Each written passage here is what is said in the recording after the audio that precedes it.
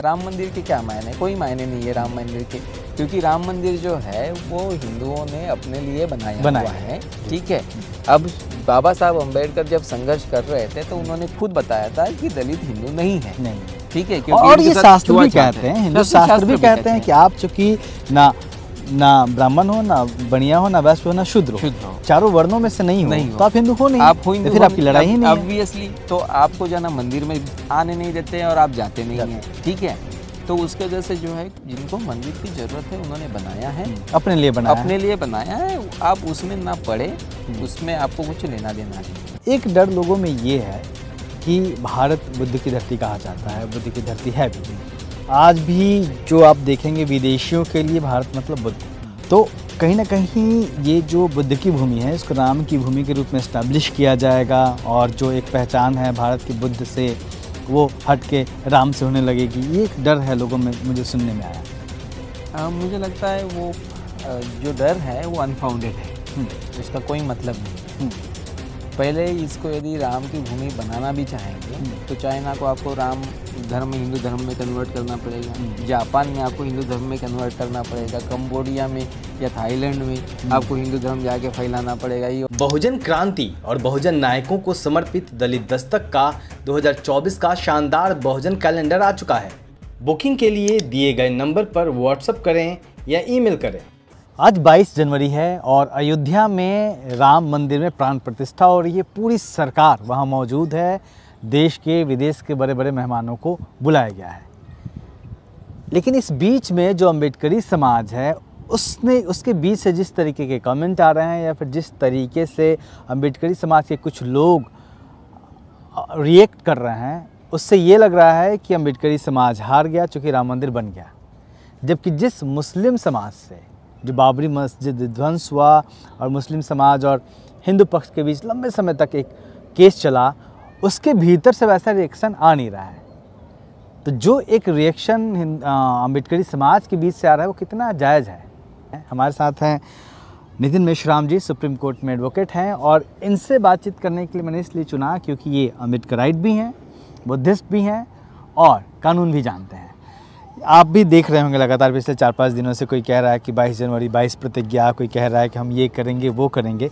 ये जो रिएक्शन है वो कितना जायज़ है? पहला सवाल तो यही है।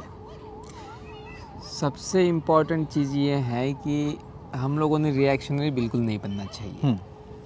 यदि आपको 22 प्रतिज्ञा पढ़नी है, कभी पढ़िए, डेली पढ़िए, किसी के कोई मनाही नहीं है। देश में बाबा साहब ने खुद पढ़ी है प्रतिज्ञा, उसके बाद में हर साल पढ़ी जाती है, हर प्रोग्राम में पढ़ी जा रही है, तो उसके लिए कोई प्रॉब्लम नहीं है। लेकिन यदि आप दूसरे के झगड़े में तीसरा यदि जाकर आप और झगड़ा तैयार करने की कोशिश कर रहे हैं तो वो गलत नहीं है। उसके 2 कारण बताता हूँ मैं इस विषय पर, इसलिए भी बोल रहा हूँ क्योंकि ये पूरा जजमेंट इलाहाबाद हाई कोर्ट का मैंने पढ़ा है और उसकी जो SLP हुई थी वो मैंने बनाई है। ओके, ठीक है। वो 2010 में जजमेंट आया था। 2011 में जो है मैंने उसके ऊपर 10 और 11 लास्ट महीने में आया था, तो मैंने काम किया है। तो इसकी वजह से मैं आपको बताना चाहता हूँ कि आपको जैसे दिखाया जा रहा है कि ये हिंदू मुस्लिम का झगड़ा है, वो एक्चुअली हिंदू मुस्लिम का झगड़ा है नहीं। आप देखेंगे कि अयोध्या का जब हाई कोर्ट में केस चल रहा था, इलाहाबाद हाई कोर्ट में, तब मुस्लिम की जितनी भी पार्टीज थी उसमें सभी पार्टियों ने हाई कोर्ट में एक अफिडेविट फाइल किया। अफिडेविट में उन्होंने लिखा कि राम का जन्म अयोध्या में हुआ है, ऐसा हम मानते हैं। इसको लेके कोई डिस्प्यूट नहीं है, कोई डिस्प्यूट, मुसलमानों में कोई डिस्प्यूट नहीं है, हिंदू में कोई डिस्प्यूट नहीं है कि राम का जन्म वहाँ हुआ कि नहीं हुआ। कोई मुस्लिम ये नहीं कह रहा है कि नहीं हुआ।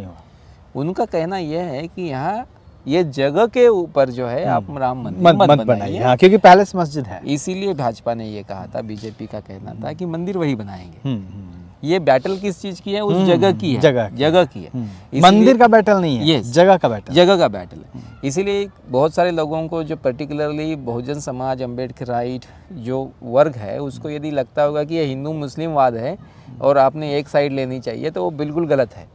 मुसलमानों ने कभी भी राम का, कभी भी उसके धर्म का लेकर ये बैटल नहीं लड़ी है। मैं इस विषय पर काफ़ी दिनों से अध्ययन कर रहा हूँ कि अचानक से ये दलित जो है कोई भी आंदोलन हो जाता है, चाहे आपसे लेना हो या ना देना हो, ये खड़े हो जाते हैं। लेकिन इन लोगों को कोई आके बहकाता है एंटी मोदी, एंटी बीजेपी, और उसकी वजह से ये कूद गए वहाँ पे। ठीक है, हम लोगों ने कहा था कि जब ये 3 किसान कानून लागू हो जाएंगे तो डाइवर्सिटी आएगी क्रॉप में डाइवर्सिटी आएगी, और जो पेमेंट मिलेगा, आप जाके तनख्वाह काम करेंगे सर कंपनियों के खेतों पे एज ए लेबर, तो आपको टाइम पे तनख्वाह मिलेगी, पेमेंट मिलेगी, हो सकता है ज़्यादा मिलेगी।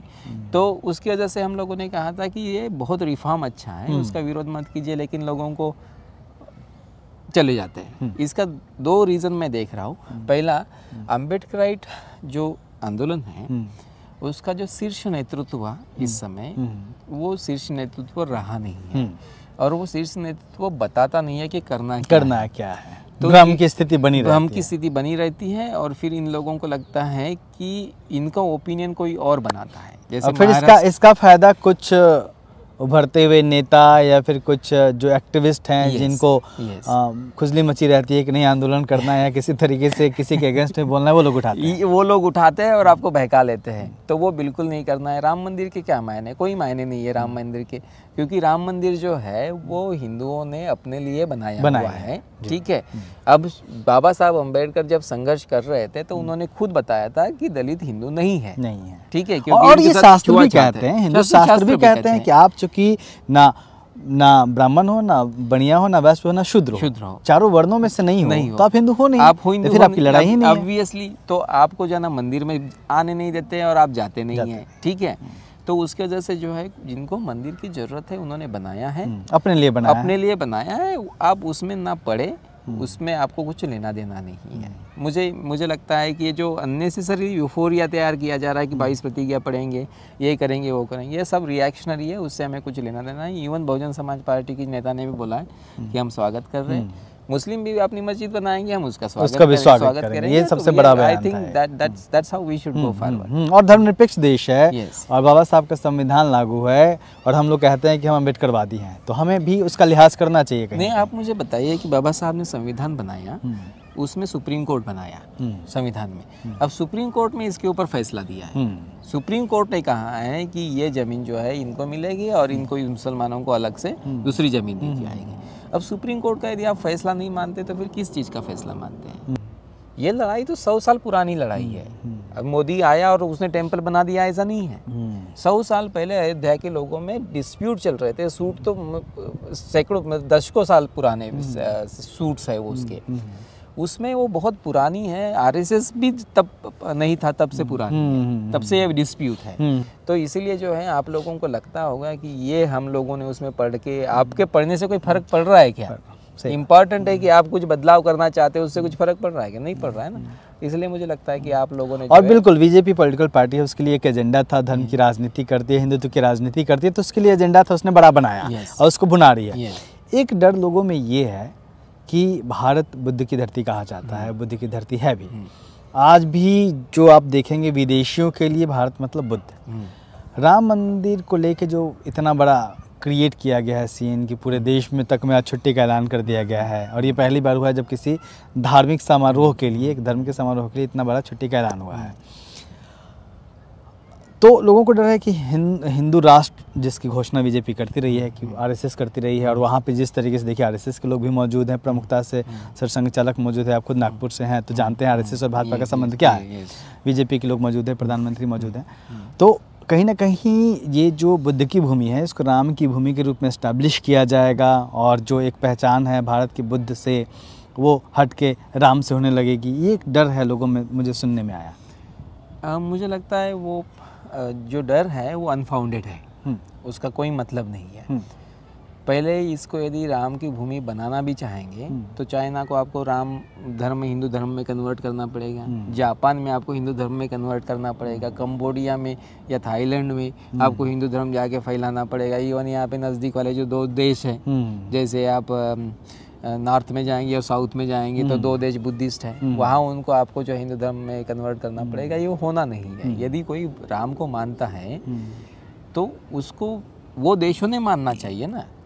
जैसे जापान ने मानना चाहिए, तब तो जाके वो बोलेगा कि नहीं ये बुद्ध की धरती नहीं है, ये राम राम की धरती है ना। जापान में लोग बुद्धिस्ट है, चाइना में लोग बुद्धिस्ट है, वो लोग क्यों माने? श्रीलंका में बहुत बड़ी इसीलिए पॉपुलेशन ये है। जो सब अनफाउंडेड है, ये रूमर है, ये सब कुछ होना नहीं है।